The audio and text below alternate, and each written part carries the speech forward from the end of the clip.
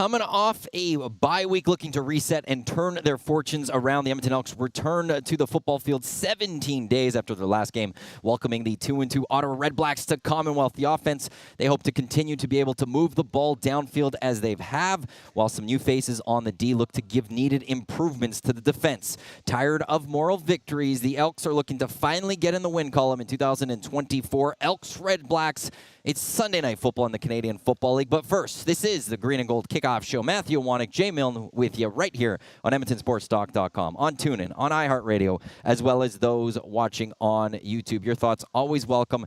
Parish Jewelers inbox, 780-218-9999, or you can jump into the nasty chat on YouTube. We're live at Century Casino Sports Bar and Lounge just off Fort Road, where every day is game day.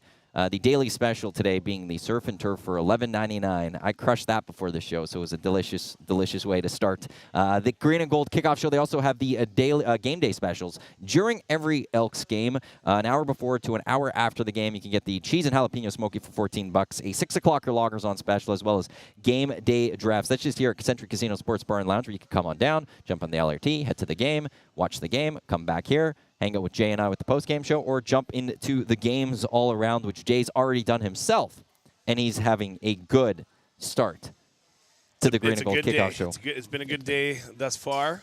We had a little bit of an incident out at the Milne Ranch.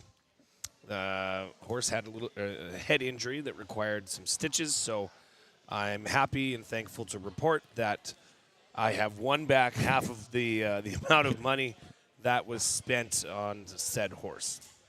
So it's a good day. And there's still the rest of the day to go, or the rest of the night. You know? The day is young. You could you could have paid it all off by the end of the night. Maddie, I might buy you a house by the end of the night. Let's take a look at the Edmonton Elks starting lineup. McLeod Bethel-Thompson. He's the starting quarterback, obviously. The men protecting him from left to right, Ivy, Foucault, Cordy, Stewart, and Boyko in the receiving core. Lewis, Gittins Jr., Smith, Mayala, and Mitchell. Brown's the running back, Green the fullback. Defensively on the D-line, McKnight, Oakman, Curtis, Brown. The linebacking core, Morgan, in between Anderson and Moncrief, while in the secondary, Gray, Bratton, Purifoy, Jackson, and Lewis. Beatty is the kicker, Julian's the punter, and Javon Leake is the punt returner for the Edmonton Elks. Injury report? Yes, so D-line, it took a little bit of a hit this week. Antonio Alfano is out. Robert Kemdiche is out. Yep. But with the addition of Sean Oakman, obviously he is in.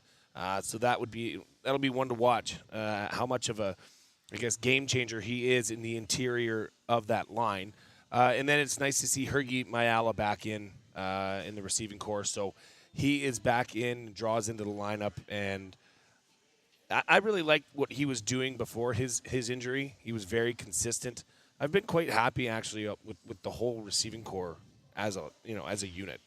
They've been putting up pretty strong numbers for the most part. There's one spot I'm not happy with. There's one spot you're not happy with. There is no, as of right now, there's no chemistry between McLeod Bethel-Thompson and Eugene Lewis. That's the one that it's just not there. What is Eugene Lewis on this season so far? But it's also they haven't needed Eugene Lewis because of everything you said there with Dylan Mitchell and Curly Gittins. And Mayala, actually, he's been the surprise of the season, I would have to say. But Eugene Lewis is a guy who's only 177 yards and a touchdown through 4 games this season. Yeah. That's not enough for Eugene Lewis. You'd expect more. Now, what's the reason for that? One would certainly have expected more. Yeah, absolutely, 100%. Some would have expected more. Is it Eugene Lewis isn't getting open? I've heard from people that are obviously at those. You can only assume so much on TV, but that he's not getting as open. But at the same time, also you have a Eugene Lewis who has the ability that you just throw the ball up in double coverage and he'll come down with the ball. That chemistry hasn't been built, but you haven't needed it as of yet for the Edmonton Elks. Alternatively, as well, if you look at the depth chart and you are a defense that's coming in to play against Edmonton, you look at Eugene Lewis, and that is a person that is known around the league as one of the best receivers in the league. Well, you're going to match up to that player as well. So it's kind of the the Randy Moss effect where a lot of other players became better receivers because double coverage was being sent to Randy Moss the whole time. So you might have a little bit of that happening here. When we look at the Ottawa Redblacks, who are the opponents for the Elks, they are led by Drew Brown as starting quarterback. He is good to go for this game. He was taken out last week against the Winnipeg Blue Bombers. Was in concussion protocol, but he made it through concussion protocol. He will be the starting quarterback. You got Raquel Armstead in the running back. He's on pace for the whole season for over 1,000 yards receiving. When you look at the receiving corps, Justin Hardy has been the big target for the Ottawa Redblacks, getting a lot of big catches, big yards. Dominic Rhymes, which hurts my fantasy purposes here, started off okay. Last 2 games, he's got less than 10 yards catching combined in the last 2 games. So I think they were expecting a little bit more with him there, but Justin Hardy has been fantastic for the Redblacks. Defensively, a couple guys to look at. They each have 2 sacks. Michael Wakefield and Lorenzo Malden the 4th. Those are just 2 guys to keep an eye on. As well, the middle linebacker, it is Javon Santos-Knox, who spent 1 year with the Edmonton Elks a few years ago. We've got the weather for today. 22 degrees and sunny is expected for the majority of this game. Right now, it's 23, actually. So it's gone up. Wind 13 kilometers an hour.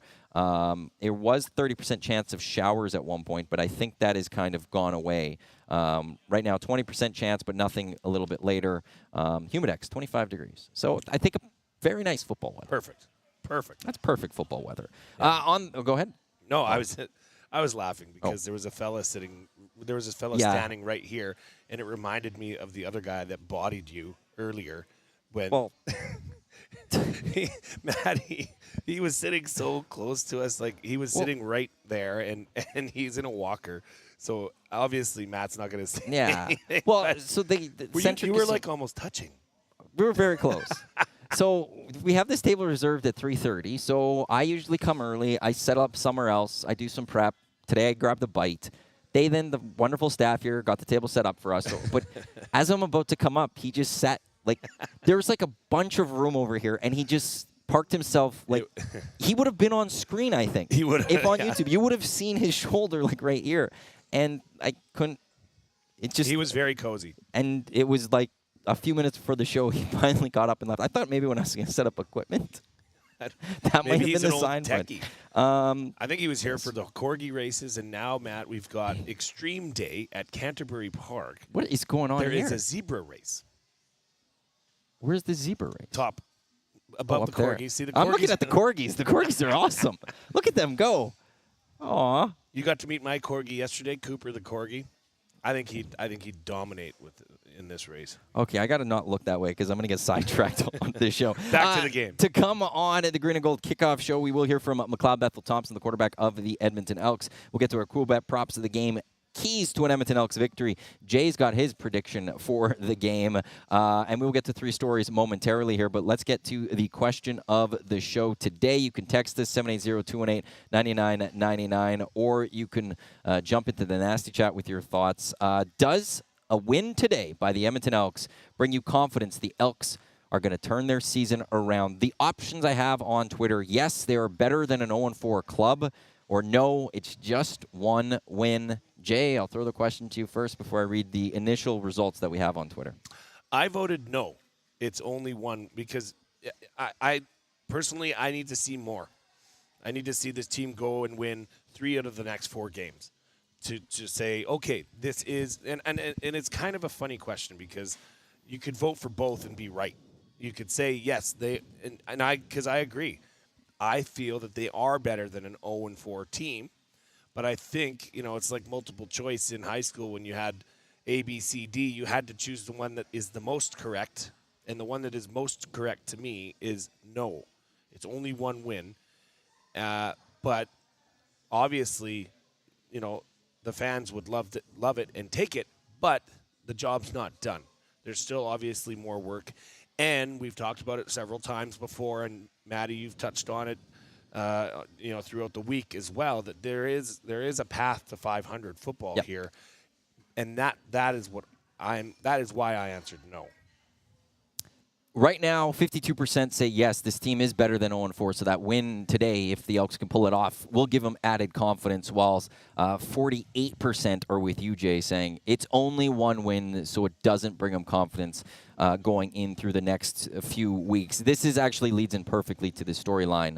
Number one of this game, which is, will the real Edmonton Elks please stand up? This has been an interesting season. Prior to the season starting, I was thinking I saw 0-4 coming to the Edmonton Elks. But I didn't expect it to be this 0-4. To be like this, yeah. This is an 0-4 team that we can make an argument for with real reason that they are better than 0-4. That I won't go as far as saying they're 4-0, even though they were in every game.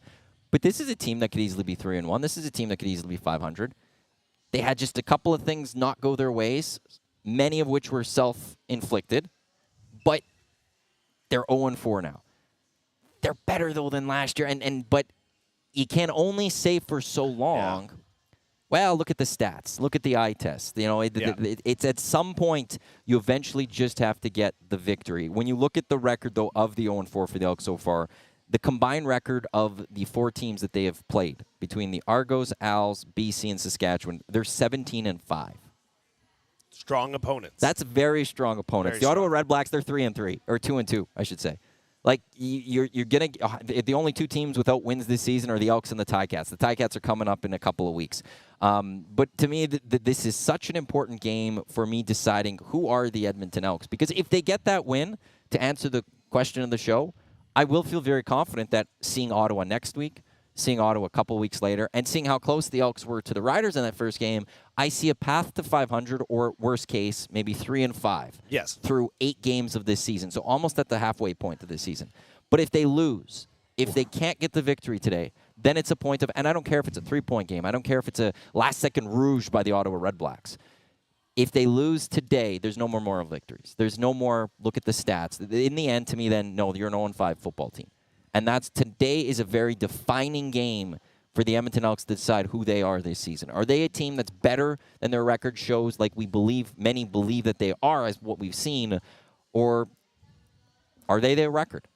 And that's what we're going to learn today. I think that's the big takeaway we're going to have for today's game. I don't think you got that one by me. Your Eminem Marshall Mathers tie in there with him releasing his new album, Will the Real Elks Please Stand Up? I still haven't listened to that album, but I haven't either, but everybody I've heard that has says it's like some of his best work. Yeah. Which is crazy to think about. But anyways, I digress.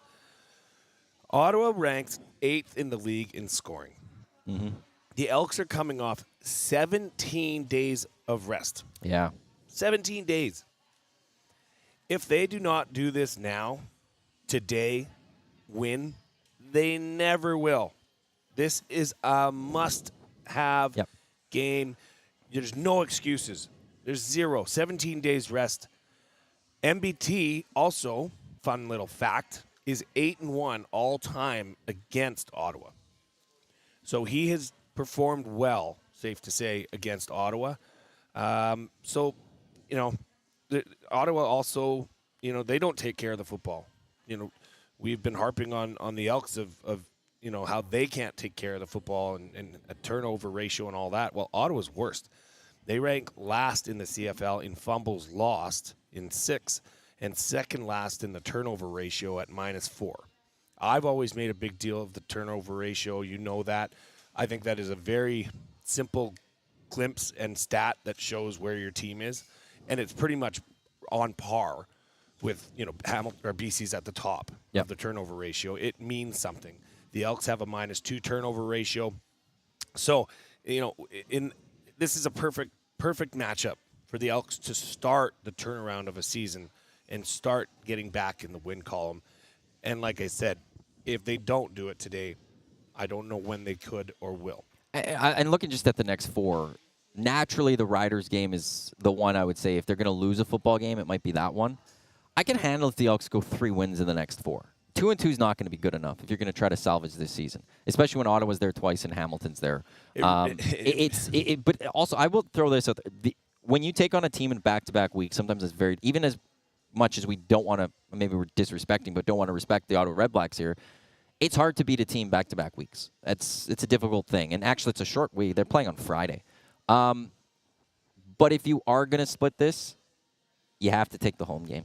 Well, and you got to take this home game too, because even if it's you can't drop to 2-19 if you're Chris Jones as a record at Commonwealth Stadium in this tenure with the Edmonton Elks. This is just adding on that for the business part of this. You need this win just to send your fans home happy. That's exactly what I was going to point on is for the organization. Yeah. For the fans. And McDavid's in the chat and saying, I wonder if there's going to be more than 7,000 people there. Well, Thanks, that's what Connor. I said to you, right? I said it'd be nice to see a nice crowd. Now you've been in touch with the boys who are down at the tailgate. Have you seen some pictures? Waters. They've posted some video. Oh, nice. Well, there's the tailgate. There's our boys set up. They're doing good. They're We doing need to go good. get that. There's Trevor. Eric's there. Oh, Eric's there too. He showed up.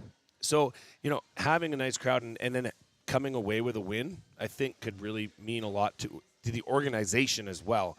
The people in the front office, not necessarily on the field. So it's a big day. It's a big game. It's a winnable game. Just looking at the breakdown of both teams, the Elks put up offense. They put up numbers, and Ottawa gives up numbers. So it's going to tie in with my cool bet line of the day, which we'll get to. But it's going to rely my cool bet. I guess ticket depends on how hot the Elks are today, and specifically MBT. A couple comments. This one in the nasty chat. Harry's saying, with Winterpeg going 2-0 since being 0-4 to start, the Elks have to win tonight. If you're looking for any sort of playoff positioning in the West, you just can't allow teams to keep, climbing, getting well past you, and you have a bigger hill to climb. Calgary, Winnipeg, both with 2 wins on the season. So the Elks, they need to start picking up those victories. If you even just want to get into the crossover conversation, you got to be better than 4th in that one. Chris Sadaway in the Parish Jewelers inbox, 780-218-9999. The season is turned around at 500.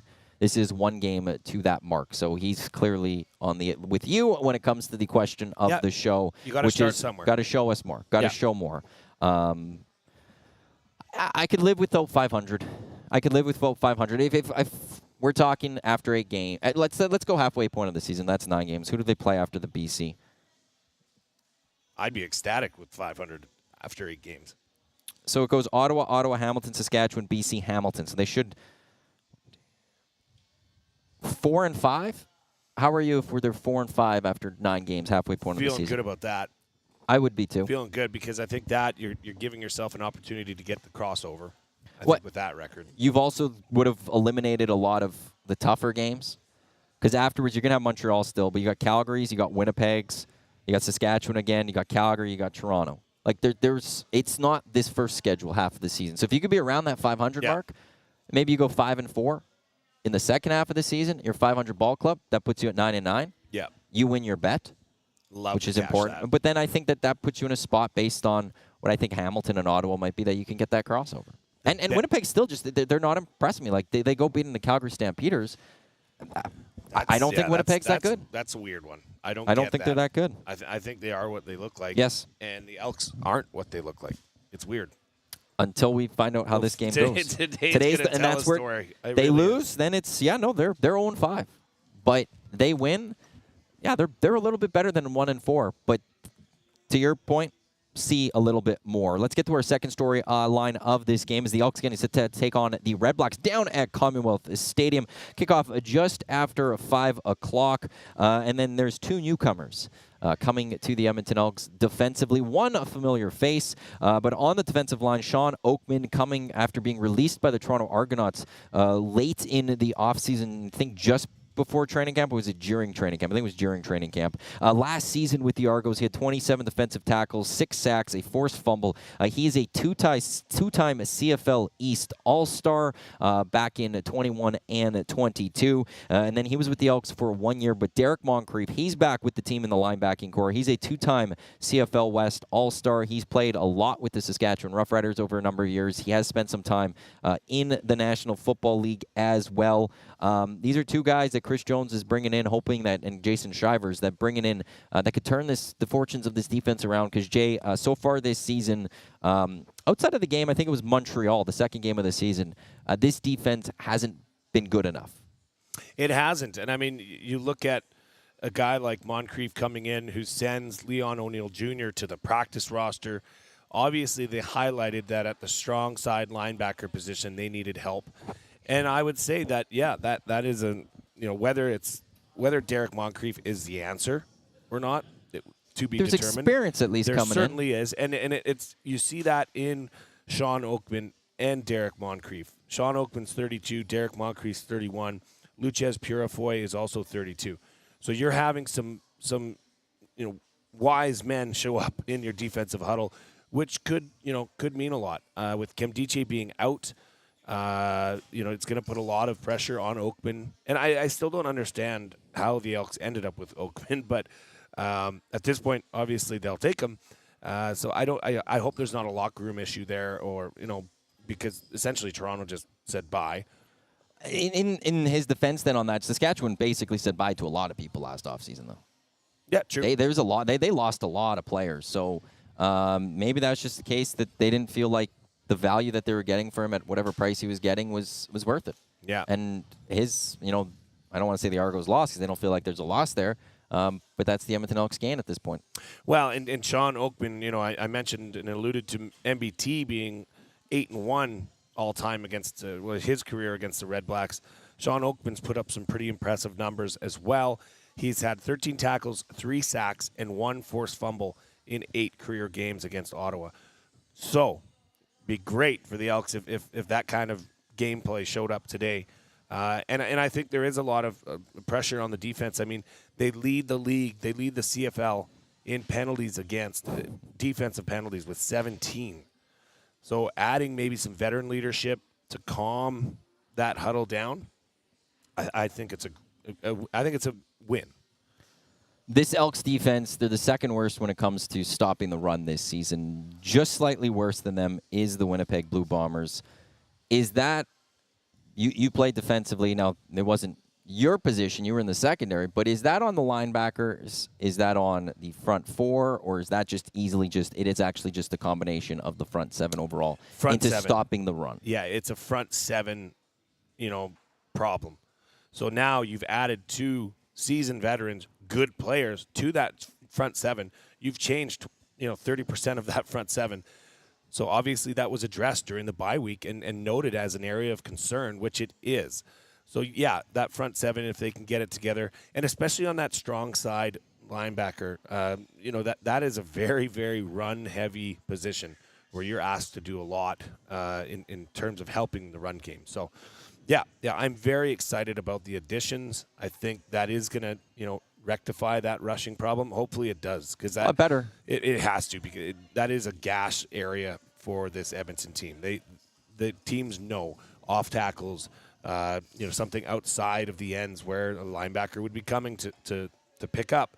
Those are areas of weakness. Well, and the concern for me also with that is we've seen the running backs beat the Elks both ways, north and south and east and west. Yes. I'd be okay if it was just one way, because then, you got to shore up the one little spot. You've figured it out the other way. But they're just getting beaten down on the run.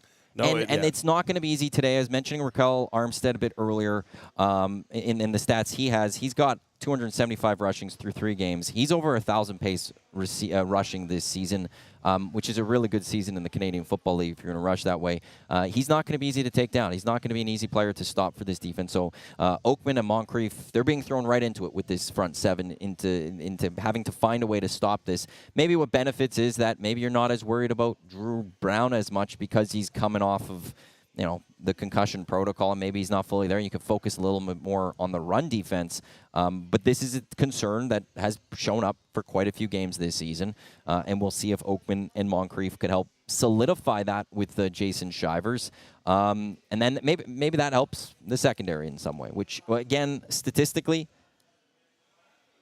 third best in terms of yards given up. Well, and they keep getting beat in these big plays. And where did Shivers come from? In terms of position? Saskatchewan. Okay. Where did Moncrief come from last? Yeah. Where was he playing last? So obviously there's a connection there. there. And Chris Jones knows Moncrief. Yeah. Because he's been in Saskatchewan prior, and then did Moncrief come in Chris Jones' first year here, or was it his second year? Was it 2018? I think, or 20. I know he was a CFL All-Star in 2019. Yeah, no, but I don't know if it was Jamie Elizondo or if it was 2021. So that would have been Jamie Elizondo. That's when he came in because he had a connection to Taylor Cornelius. He was in an addition. It didn't. You're really not allowed help to say that name on this show. Why not? Because we're just not a fan. Okay, Cornelius put a lot of. You want pain. to know something? He could have been a good quarterback if he chose to use his legs a little bit more. If you look at the games that he was successful, he rushed. He tried to not, he did everything he could to not run that football. And he had a powerful arm. His accuracy was just terrible. Ugh, dreadful. It was awful. But he had a powerful arm. Yeah. And actually, one of his other problems was he also, at early time with the Elks, the guy would be 5 yards away and he'd whip it like he was 50 yards down the field. He didn't have that touch on it for the little bit. I found he threw the ball at people's feet constantly. Yeah, and which was weird because he had the power. It's just weird. Scalding Gord in the inbox, the Paris Jewelers inbox. There is a dark McLeod hanging over the Elks. They won't win until their second game against Hamilton, which is Game 10. That's a hot take. There's a dark McLeod hanging over the Elks. They won't win until their second game against Ottawa Hamilton, which is Week 10. If the Edmonton Elks don't win until Week 10, I could guarantee you Chris Jones won't be part of this team. And I could guarantee you Trey Ford will be the starting quarterback prior to that. Mm-hmm. I could guarantee that. Spicy. Let's just focus on today. I'm just trying to. If they're 0-9 again to start this season, they might fold the team. We might unplug this the Green and Gold kickoff and post game shows. We might not talk a lot of CFL anymore. Yeah. We might just start talking about our lives. Racing. Yeah, horse racing. And we'll say the game's going that way. And we'll start doing that and focus on completely other things. I don't think this city, this team, anyone wants to get involved with another 0-9 season, but that could all change. They could just have that done if they go out and win today. This is the Green and Gold Kickoff Show. Matt Iwanyk, Jay Milne with you here on Edmonton Sports Talk, your clear choice for Edmonton sports. Elks getting set to take on the Redblacks. Jay and I right now live at Centric Casino Sports Bar and Lounge just off Fort Road, where every day is game day. So come on by. The LRT's right here to take you right down to the stadium. Or you could come by after the game, play some games, watch us, see us do our post-game show. We'll also be here the entire season. As we have been so far, we will be back. So for the next weekend, on Friday, if you're looking for somewhere to go to watch Elks, Redblacks, come join us here at Centric Casino Sports Bar and Lunch. Maybe Renee will join us. It'll be a party. Maybe Renee will be It'll be a party. I've been saying to Renee that she doesn't like us. Yeah. So she's never here. She's never here. And I brought it up on the oil stream once, and Tommy even pointed out that she's gone and seen him on location more than she's seen us. Wow. So. Wow. Yeah. That hurts, Renee. I know. Absolutely. Not here again today. His feelings are real. But maybe Friday she'll be here because I keep bothering her about it. Let's get to our third story of the game as the Edmonton Elks get set to take on the Ottawa Redblacks. And it's this offense of the Edmonton Elks who actually have been quite good this season, taking on an Ottawa Redblacks defense that actually is quite similar to the Edmonton Elks defense when you look at some things statistically. When you look at rushing yards per game, they're pretty much at the exact same points in terms of yards allowed per game. The Redblacks at 106, Edmonton at 109. Passing yards per game, the Elks at 280 yards per game, Ottawa at 282 per game. Overall, the offense, it's 372 versus 377 when it comes to yards per game.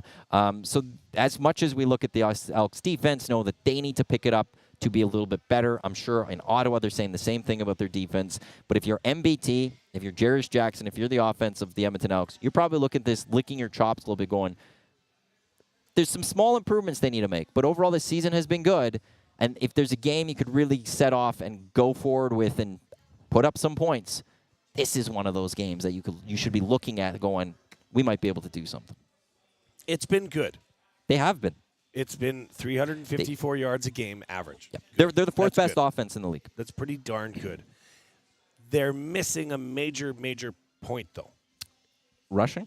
Rushing is almost obsolete. They are last in the CFL in rushing yards, 244 rushing yards, and attempts with only 58 by a mile. But when they rush on first downs, they rank 5th in the league in yards gained. So there is a run game. They just don't use it. Jarius Jackson, having 11 or 12 rushes a game. That doesn't cut it. They need a dose of Kevin Brown. They need a 28 to 34 yard attempt game. Let him cook. Let him open up, because that wears down your defense. It's not just, okay, we tried the run game, it's not working. No. That's not how the run game works. The run game is setting things up and moving run games. Have we seen a counter? No. Right? No, it's been very bland. Yeah. Boring. Just take the ball, run straight ahead to Kevin Brown. Nothing too creative. No movement. There's zero movement from the offensive line to seal people or open up holes. I want to see, and I've said this since game one, that they do not use Kevin Brown enough. They try, and then when it doesn't work, they go away for it for a lengthy amount of time. They need to be, and consistency is a word I'm going to say a lot. They need to be consistent with their running attack. I also want to point to that it's not like they haven't been able to run the ball also because they're being blown out and they're catching up. That's right. They've been in every game. Every game. So there's been moments from start to finish, basically, where the team's been able to give the ball to Kevin Brown or Javon Leake and attempt those rushes. But they just haven't been able to be consistent enough with it and go forward with it. So you look at an Ottawa Redblacks team, like who are the other opponents? So Toronto, Montreal, Saskatchewan, and BC. Saskatchewan's the best rushing defense. Toronto's second, BC's third, Montreal's fifth. That's who they've already gone up against. So a very difficult, as we're talking about the record of those teams, very difficult defenses they've gone up against. Now you get one of those defenses where you can lick your chops a little bit or lick your lips a little bit. And is that going to be the emphasis you think we're going to see then from Jarius Jackson and this team to start? It's to really give Kevin Brown the ball, give him the rock, let him go. And that will open, if anything, that also just opens up your pass a little bit later, because if Kevin Brown's rushing for, let's say he's got 45 yards or something at halftime, 50 yards at halftime. Oh, that'd be amazing. Then they've got to creep in a little bit more of the defense, and that opens up. Maybe that opens up a Eugene Lewis, who hasn't done much today this season. Play action is your best friend now. You draw the linebackers up with play action, dump it over their heads. It makes a much more aggressive and simplifies your offense, oddly enough, if you use both facets of the run game and the pass game, which they haven't done. So having these numbers, which are incredible, they're putting up numbers, but they have not done it at all on the ground. And it would be nice to see them get it started and get a bit more creative with some of the play calling, as opposed to just a simple draw. Kevin Brown's not, going to beat everybody on every play. You need to help and move some offensive linemen around. So I'd really like to see that. That was something that I highlighted as a bit of a key to the game. If they can't get Kevin Brown going today, what is that a sign of to you then? Is that then the O-line, is it good enough, or is that going to just, like, let's say he gets a proper amount of touches. Let's say he gets let's say he gets 13 to 15 touches in the game. Not enough. I need 20 plus. You want to see that much? Yes. Okay. Then I can make an astute and sound decision. But if you're not giving, because if there is 20 rushes, I guarantee you he'll probably be around the 150-yard mark. Okay. Right? Because you're wearing down the defense, you're opening things up, and it just breeds so many positive things for your offenses if you're using. Now, are you talking touches or runs for the 20 plus? Because I don't care. I'll say touches. I'll say touches. The reason then I'll change that a little bit and go back to the runs though is that when the touches, that sometimes he's just going to the flat and catching the ball. Fine, that has nothing to do with the O-line, though. That's right. If I'm trying to evaluate why the running game's going, it's not the touches to me that matters. It's the running attempts that matter. Whether it's Kevin Brown or the O-line or whatever those reasons are. Yeah. So I'll say, let's say he gets 13 to 15 carries. Yeah. And he obviously has more touches, but the carries aren't there. That's right. Or the yards per carries aren't there. Then, you'd have Is to that O-line, that. or is that going to be are you going to how would you probably assess that without fully knowing everything? It's probably a healthy balance of O-line and play calling. Like we're talking about, zero creativity on the run game is easy to stop. I mean, like I said, we haven't seen a pulling guard. We haven't seen something off tackle where you have two guys pulling. I mean, it's just you need to give your offense a chance, and just going one-on-one zone blocking on a draw play. It is tough to open things up. So, I'd say it's a healthy mix of both. I still don't think he's going to get the carries. I mean, now we're seeing patterns, What did he have right? last year? We're seeing patterns. We're through 4 weeks of football. Well, actually, we're into week 6 of football, I guess. Technically, or this is week 6. This is their 5th game. We're in week 6, though. If we go last season, when he started rushing the ball well, 10 carries, 98 yards, 16 carries, 89 yards, 14, 68, 12, 89, 15, 143, 19, 175. 19, 175. That's what. 10, 68 that were in there. But then you add the receiving on those. That would have started here, 0, 6, 17, 0, 5, 12, 26, 10, 22 yards. So last year when he was doing well, he actually didn't get too many additional touches. He was rushing the ball really well, just running the ball. Well, and so I would like that. So Jarius Jackson, because that's when he took over that Winnipeg game as the OC. Clearly, Jarius Jackson, he will give him the ball about 15 to 18 times. Which is odd that he hasn't done it so far this year. But like we've talked about it, like it needs to happen. And the Wolf chimes in. He's up in Fort St. John. So how you doing, Mr. Wolf? It was great to meet you at the golf tournament. He said, get the defense guessing if it will be rush or throw from the QB. Create chaos, and that's exactly what we're saying here. Is both. If you have a good rushing game, it opens up the passing game. If you have a good passing game, it should open up and reciprocate and open up the running game. So I'd like to see the carries up, say 15 to 20. It's not asking a lot. You have Jarius's number. Let's call him. Let's get him on the line. Do I? Hello, Mr. Jackson. I don't know if I've ever actually booked him. Calling you from Century Casino. I demand 18 rushes for Kevin Brown. Well, I wouldn't. I'm a texter. No, I don't have him. Sorry. If anybody has his number, I can't help you with that one. Put it into the text. Maybe it's somewhere else. Maybe it's in my phone somewhere else, but I don't have it right now. So sorry, Jay. I let you down. I let the team down. I let the city down. I know. Who even are you? I'm with you. I'd like to see Kevin Brown and them try to establish that run. But I do really want to see just a little bit more targeting towards Eugene Lewis, because the one thing I will have is that he is being paid $300,000, and if he's not getting enough targets and catches, then it's. I know what you said earlier, that he opens up things for others, but it's a lot of money to go a guy that's not then getting you yards. So I would like to see an attempt at least from Jarius Jackson, from Eugene Lewis, and MBT all combined to try to get the ball a little bit more to Eugene Lewis, because again, he is one of those receivers that I don't care if he's not open. He's a guy that if you throw it to him while he's covered, there's a good chance he's still going to come down with that football. Well, and so that's where I want to see him. He's a huge playmaker, and you could get those big plays by throwing a deep one to him, and he'll jump over someone else and snag that football. We saw it against Saskatchewan last year where the guy just fell too, and he took it to the house. I'm not saying that will happen, but he's a big playmaker. To have him make those plays, you got to target him, and there just haven't been enough targets to Eugene Lewis this season, in my opinion. Now, yes, again, there's been some great receiving from the other guys, and that has been helped because Eugene Lewis defenses are respecting him, but I still want to see some more targets. So far this season, I will have to pull up the stats for that. Of course, it doesn't show up on the main CFL website. Oh, yeah, I tried navigating around that this morning. That was fun. Oh, it's fun. Then I text my good friend Maddie and said, hey, can you give me the real stats? The real good ones? I don't know. Which isn't it wild? It's created by the CFL, too. Right, isn't it wild that isn't as public? It's crazy. Right?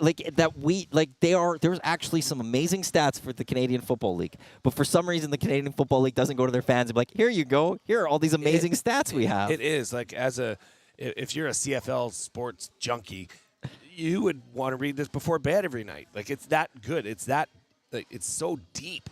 There's so many stats that you just look at and you're saying, oh, that's why this team's doing this and this team's not doing this. And fascinating. It's amazing that they don't share that.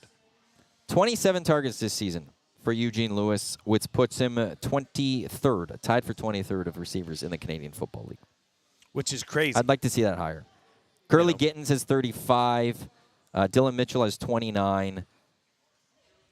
And, yes, those are the top couple of guys, but Eugene Lewis is your main target. So I'd like to see that. But in the end, this Elks offense has been producing really well. We'll see if they can continue that. Do you think there's concern for rust at all, Jay? No. It's been 17 days since their last football game.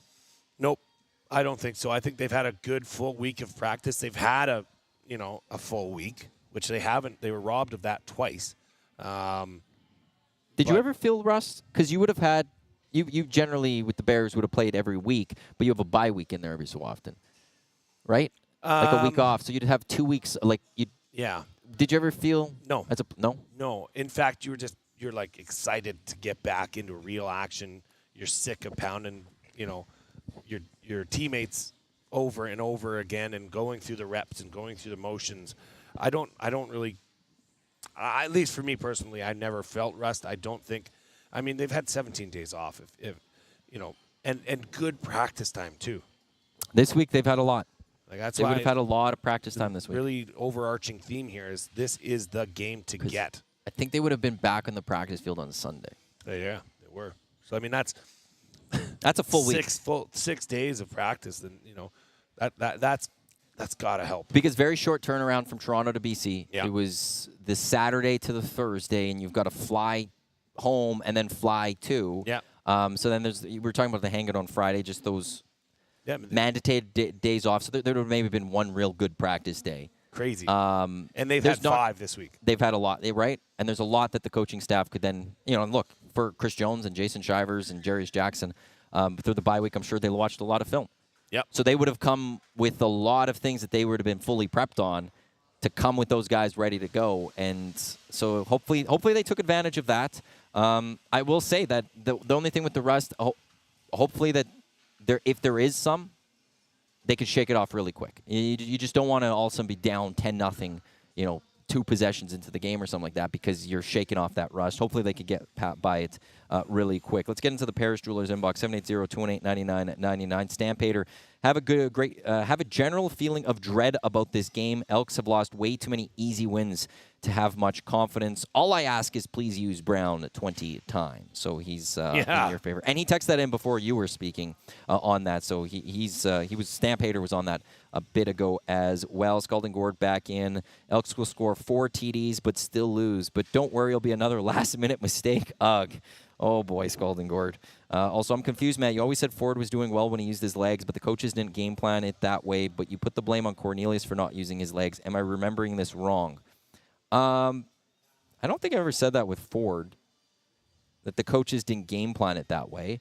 Cornelius was one where you just watched those games, and it was where I put the blame on him. It wasn't it wasn't designed runs that I was looking for. There was many moments with Taylor Cornelius. I know you don't want me talking about Taylor Cornelius, but I just got to get past this. I'll let it slide. There was a lot of times where he had the time.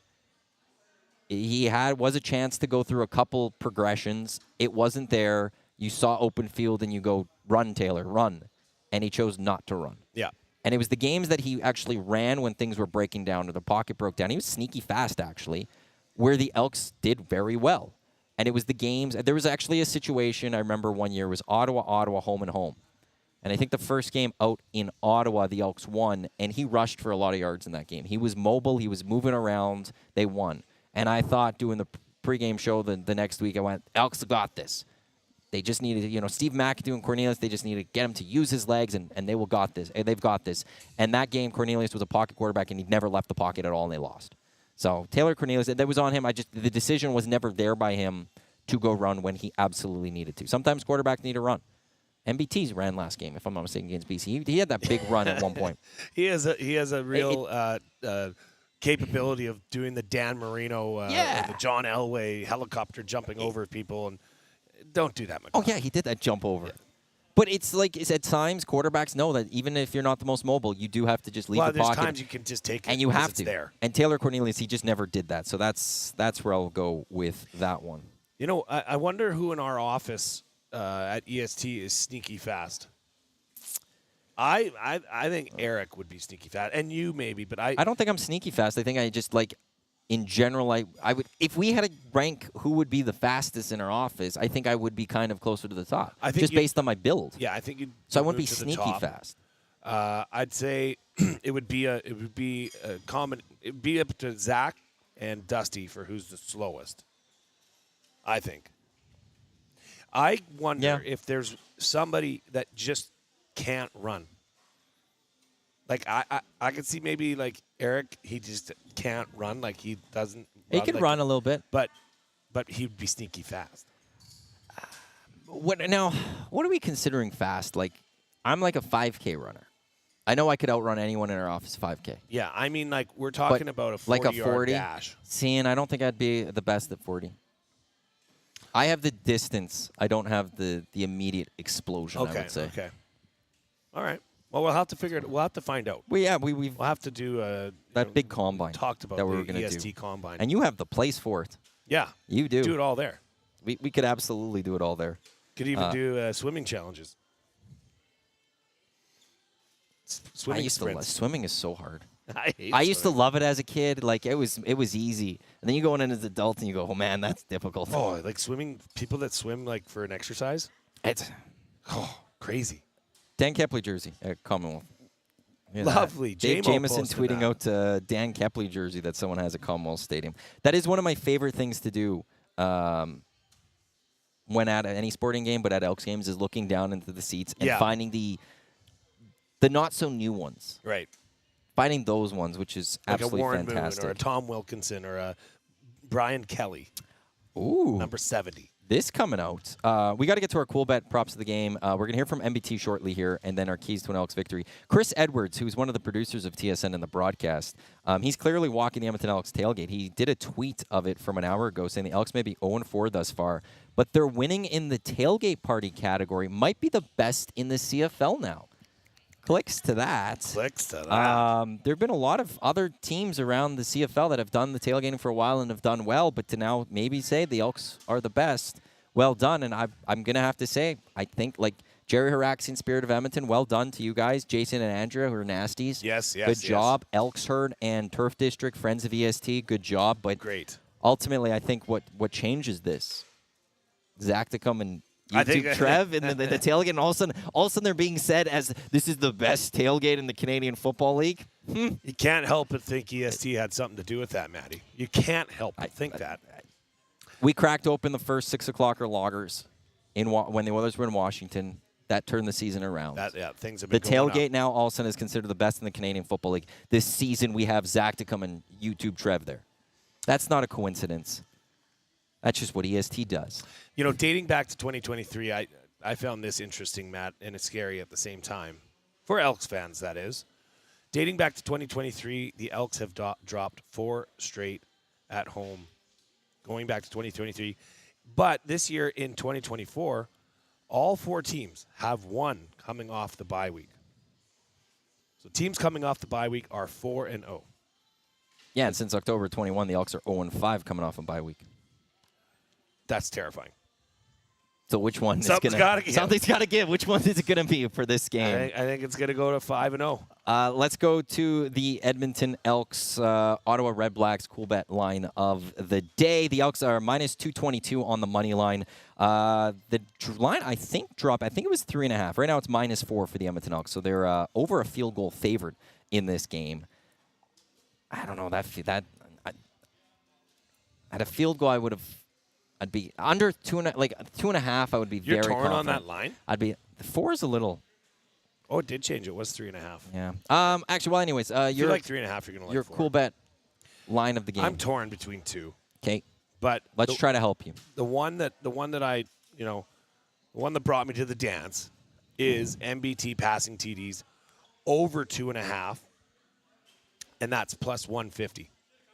So MBT passing touchdowns over 2.5. So he's got to throw for 3. You got to. It's plus 148 now.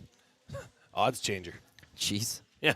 I think actually before the show today, before you got here, I think it was like plus 125 or something like that. Oh, so yeah? then it going up. So you got it at a nice number. I got it at a nice number. Plus 148 is a very nice number, I would say. But the other one, Matty, the one that got away. And I'm going to do 2. I'm going to do it. Okay. All right? I forgot what we had you at. I'll have to remember last. My name's on the placard. I can do 2. No, I know, but I got your record. I think I'm pretty much 500. I think you might be one close. over. Kevin Brown over 44.5 rushing yards. Wow. Taking it. You know what? Take that one to the bank. The MBT one is also odds based. It's good return. So obviously it's a bit of more risk. Take KB over 44.5 to the bank. So he's only done it once this season. Against Montreal, he had 11 carries for 50 yards. So he got over that. They had double digits, and he got over that number.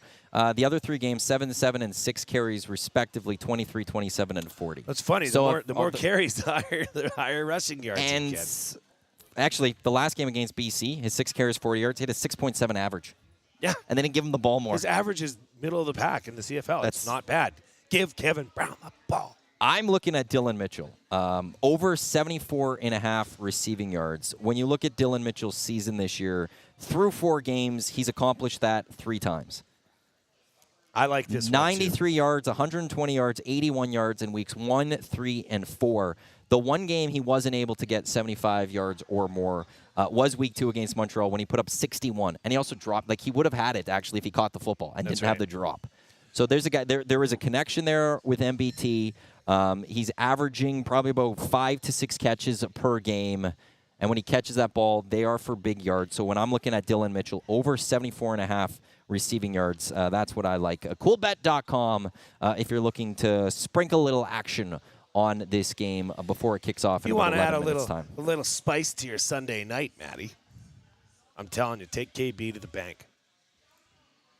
Take KB to the bank. If I could put this voucher in my pocket all on that bet, I would. Well, you could. We could. And you then could just add it and then give the money later. I don't like doing that. Okay, well, then don't do it. Do you want to borrow me some money and send some money to my account? I'm good right now. I've got a few things going. Small bets. I've been on a little. So yeah.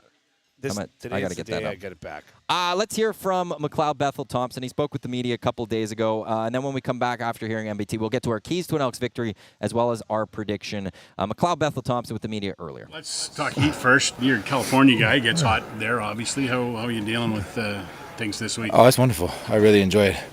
Felt like real practice today, you know. I got a good sweat going. I love it. Feel like I finally got hot in Alberta. I didn't know if it ever got hot here, so it's confirmation. It's real. It's funny. I was just talking to Kevin Brown. I said, is it funny to you that everybody's asking about the heat, and to you it's not that hot? You know, yeah, it does. It feels great. Right? I mean, of course, it's hotter than it's been, so it's going to have a response, but I love it. Bye week come at the right time for this group, do you think? Yes and no, right? You know, we want to get back out there. We want to get on a win. That's what it's all about. Find a way, but you don't throw the baby out with the bathwater. We know our process is really great. We know we're playing some really great football. We know we should have won all 4 games, but shoulda, coulda, woulda, as we've been saying, don't count. So we just got to find a way to get a win, and I think everything will shift at that point. But it's one day at a time. You appreciate practice. You appreciate the guys working their butt off out here. You appreciate what we're building. You appreciate the team that we can be, and we're just working towards that. Chris was saying, coming back, he said he got tired of everyone on the break talking to him. Oh, you're so close, you're so close. So I got tired of hearing it because everybody just wants a win. I mean, it cures so many things, right? And we deserve it, you know. Like there's teams that have played worse than us and gotten wins, you know. So, but you can't compare yourself to others. That's a hollowing yourself is if you ever try to put yourself in someone else's shoes. So it's just about our process. And looking about the opportunity we have in front of us, the opportunity of the guys we have in this locker room, the opportunity of the way we practice, the opportunity of the team that we see. And that's how we have to see it, as an opportunity and a great team coming in here that's playing well, and we're excited for the challenge. It's Dino Day on Sunday. Is your daughter kind of dinosaurs at all? She is. She's not quite as fanatical as some kids are with the naming, but she surprises me with, like, that's a, you know, what did she say the other day? Not a Tyrannosaurus, the Brachiosaurus or something like that, the one with the horns. I don't know. Yeah, so she knows more than I do, that's for sure. I know Velociraptor and T-Rex, and that's about it. But, yeah, she's getting there. Can I ask you about the run game? How important is it to get the run game going, and how is that going to lead to wins? Yeah, I mean, when you see one break and it just softens everything up, right? You don't feel that D-line pushing as much when they feel threatened by the run. They got to play their gap, and we just got to keep chopping wood in that department. We got to break at some point. It makes passing the ball easier. It makes moving the ball up and down the field easier. We got to get Leak and KB going, and so we're not giving up on it. We know we're close, and so it's just keep chopping wood on that end. Is that just part of the new quarterback and the new guys coming in? Just get the outside? The reason why the run game isn't going? I don't know. If I could block, maybe I'd get out there and try to lend a help, but I don't think I'd be much good. Yeah, I think it's just about getting on track. I don't know if there's a why or here. I think it's a microcosm of our whole team as a whole, right? We think we're so close in so many different areas, and you see it on film, like, oh, if this would have just gone this way, or this hole would have opened up a little bit sooner, or been a little bit more patient here or there. So 1,000 of really close situations, and I think once we break the dam, it's going to be fun. It's just about getting there. It's harder to commit to a run game when the games are so close, or you're chasing a team. Yeah, there's a lot of factors, right? You know, we're losing in the second half, you're going to want to throw the ball more, and our pass game has been effective. So there's a lot of combinations as to why we get away from that. But it's something we have to build and we have to get better at. And like I said, when you have a run game, the quarterback's life is a lot easier. So I'm excited to when we get that going. You had a couple in Vancouver, as I recall, that did the leap and did the one my run game? Yeah. I don't think my run game is going to be a focal point of what the defense is focusing on. But I'm willing to do it, and I'll get out there. And, I think when they're dropping 9, it's got to be a part of your game. When they're playing 2-man, it's got to be a part of your game. So I look forward to those opportunities and taking advantage of that. And hopefully I can get longer than, I think, 14 yards. So maybe I can stretch one out a little bit farther. There's McLeod Bethel-Thompson with the media a couple of days ago in advance of the Elks taking on the Redblacks, which is coming up in just a few minutes down at Commonwealth Stadium. We're almost done with the Green and Gold Kickoff show. Matt Iwanyk, Jay Milne with you here at Centric Casino Sports Bar and Lounge. Let's get to our keys to an Edmonton Elks victory. Jay? Consistency. Consistent play from all 3 facets of the game. Offense, defense, special teams. When MBT takes and leads the Elks down the field on a 12-play scoring drive, the defense needs to come out and step up and force a 2-and-out or a 4-play drive, get the ball back to the offense in the offense's hands, because obviously they're doing good things. Same as special teams is special teams has actually been probably the most consistent area for the Elks this season. Keep doing that today, and I think good things are going to happen for the Elks.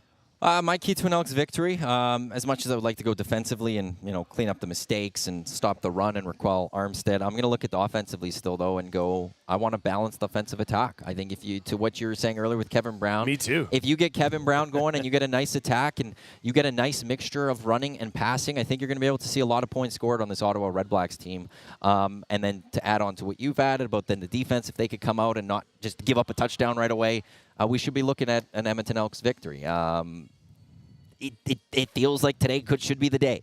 Today is the day finally to get that win. Oh man, if it's as not. Stan Pater said earlier, it's like just the Elks do have a history though of when you go, this is gonna be it.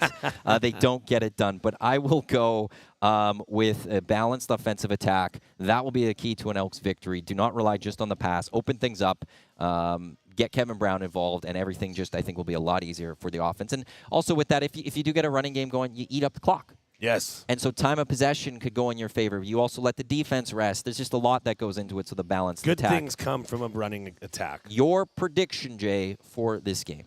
I wrote it down so nobody could suggest that I changed it or that your keys to the game affected my score. It's there. Elks 31, Ottawa Redblacks 17. Thank you for yelling it. When they first came into this league, they were all caps, and they made it clear, like, it has to all be written this way, and I don't think anyone followed it. So It's one of those things that's just funny. Yeah. Redblacks. That will do it for the Green and Gold Kickoff show on this Sunday. Coming up in just a few minutes, our boy Dustin Nilsson on the call as the Edmonton Elks will be taking on the Ottawa Redblacks. And then you know where to go once the game ends. If you're at the game or if you're still heading down there, you could come to Centric Casino Sports Bar and Lounge for the post-game show. But also if you're anywhere else or if you like the Wolf up in Fort St. John, the place to be. EdmontonSportsTalk.com. Tune in iHeartRadio or on YouTube. We will be back with the Green and Gold post-game show once the game ends. Thank you to everyone for tuning in. And as always, thank you to Century Casino for being fine hosts for us. On behalf of Jay, I'm Matt. Enjoy the football game. We'll talk to you once it's over.